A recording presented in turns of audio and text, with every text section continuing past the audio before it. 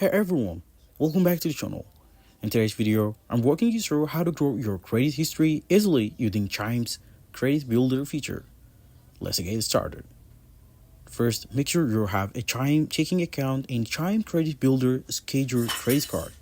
If you don't have the card yet, you can apply for it directly in the Chime app. It's free and doesn't require a credit check. Once you're approved, move money from your checking account to your credit builder secured account.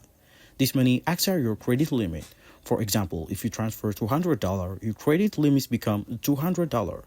Now use your Chime Credit Builder card for everyday purchases like groceries, gas, or subscriptions. Since it's a secured card, you're spending the money you already moved, so there is no risk of debt. At the end of each month, Chime automatically pays your balance in full from your secured account and reports these payments to all three major credit bureaus, Experian, Equifax, and TransUnion.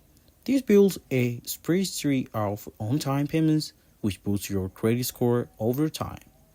Pro tip: keep your spending within secured account balances and avoid transferring funds back parameterized to maximize your impact. And that's it.